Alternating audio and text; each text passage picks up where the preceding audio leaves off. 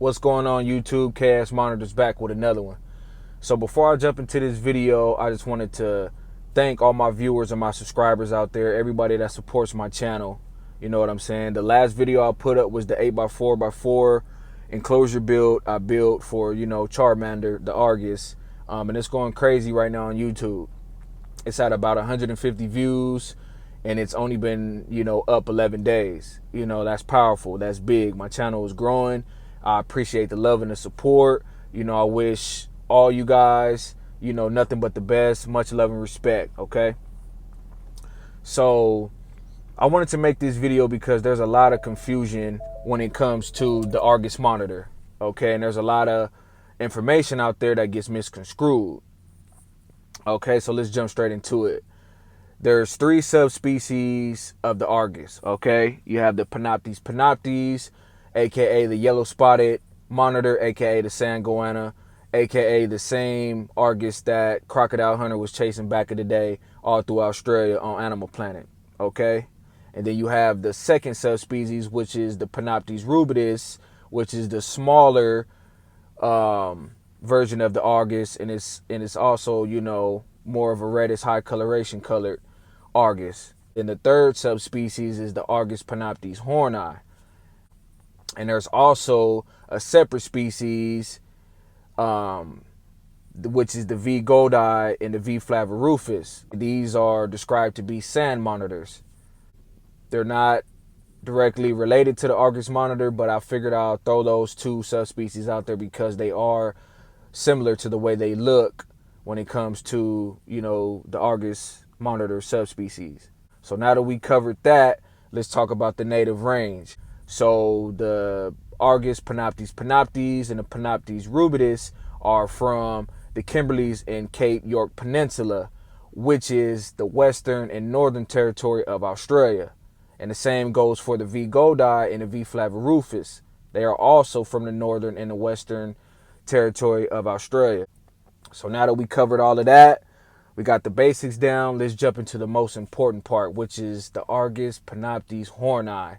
So let's talk about its native range. So the Argus panoptes horni is not native to Australia, believe it or not. It's native to Papua New Guinea and Indonesia. Australia is its own continent. Papua New Guinea and Indonesia are separate islands on the outskirts of Australia. So you're going to hear Australia, PNG, and Indonesia mentioned together because Australia and PNG are separated by a 150-kilometer strait called the Torres Strait. Indonesia is located about 3,400 kilometers to the west of PNG, north of Australia, which is about a 4-hour flight, to put it in perspective for you guys.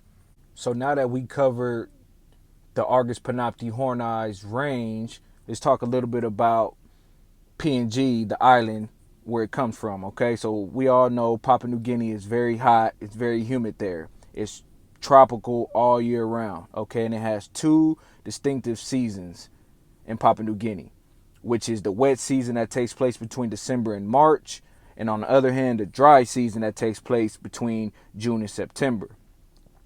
Papua New Guinea gets about 13 inches of rain a month, so it's fairly wet there. So let's talk about some temperatures on the island of PNG. The temperatures range anywhere from 78 to 82 degrees all year round, and like I said, it is very humid all year round. The humidity there is 70 to 90% at all times consistently. So let's talk a little bit about Indonesia.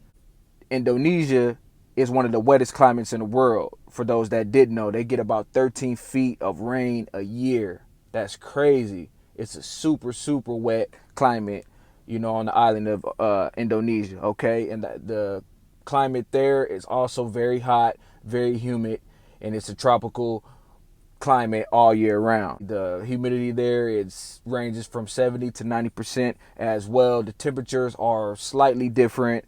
They range anywhere from 71 to 86 degrees through and through all year round.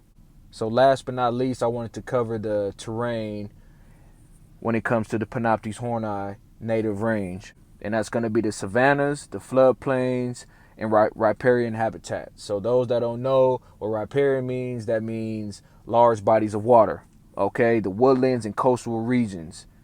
So I wanted to touch on, the Panoptes horni being riparian in nature. This is why I feed what I feed when it comes to crawfish, freshwater shrimp, mussels, clams, scallops, and other freshwater, aquatic life, different species of, fish like trout, freshwater drum, bass, because like I said, I always, I want to make sure that I'm always mimicking their natural environment down to the T. So last but not least, I wanted to touch on substrate. Indonesia has over 8 soil types that hold moisture very, very well. Coconut coir mimics both Indonesia and PNG soils, and that's exactly why I use it, because it gives my animals options. If my animal wants to, dig a tunnel from one side of the enclosure to the other, he can do so. And if he wants to dig a deep burrow to sleep in at night, or to feel comfortable,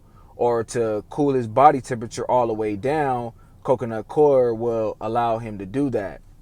And I also use forest floor. I just throw that in there just for added texture, basically, and enrichment to give my Argus something to investigate. So I'm gonna end it on that note. I hope this video helps. Once again, I appreciate all my viewers and my supporters out there. Make sure you continue to comment, like, subscribe. Don't forget to hit that notification button. Don't forget to drop a comment as well. You can also reach out to me on Instagram. Talk to me, I'll talk back. So once again, I appreciate all the love and the support. Peace.